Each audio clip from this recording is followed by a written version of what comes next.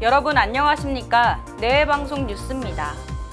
높은 금리와 소비 부진 속에 자영업자가 갚지 못한 사업자 대출 원리금이 역대 최대 규모까지 불어난 것으로 확인됐습니다.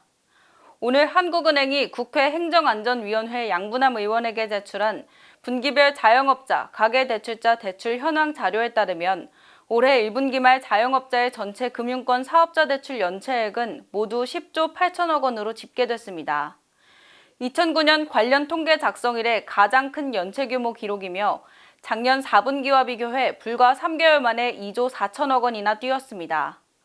한국은행은 최근 금융안정 보고서를 통해 당분간 자영업자를 중심으로 연체율 상승 압력이 지속될 것으로 보이는 만큼 금융당국은 채무 상환 능력이 크게 떨어졌거나 회생 가능성이 없는 자영업자에 대해 새출발 기금 등을 통한 채무 재조정을 적극적으로 추진할 필요가 있다고 조언했습니다.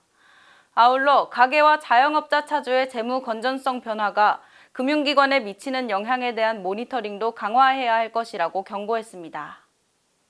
층간소음이 심각한 사회 문제로 대두되고 있지만 정부의 분쟁조정위원회는 유명무실하다는 시민단체의 지적이 나왔습니다.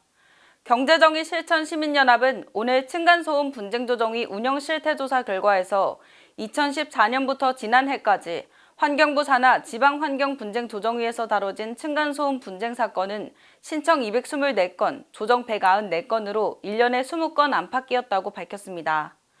지방환경분쟁조정위가 스스로 조정하기 곤란해 이송한 분쟁이나 신청 금액이 1억 원을 초과하는 분쟁 등을 다루는 중앙환경분쟁조정위의 경우 같은 기간 층간소음과 관련된 분쟁조정 신청 건수는 21건으로 1년에 2건꼴이었습니다.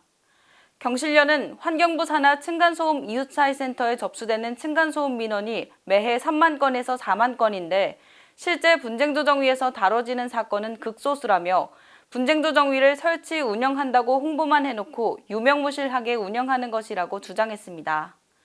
그러면서 이웃사회센터에 민원이 접수되면 분쟁조정위로 자동으로 연결되도록 하는 등 실효성을 높이기 위한 대책을 마련하고 층간소음 주무부처의 관리 감독을 대폭 강화할 것을 촉구했습니다.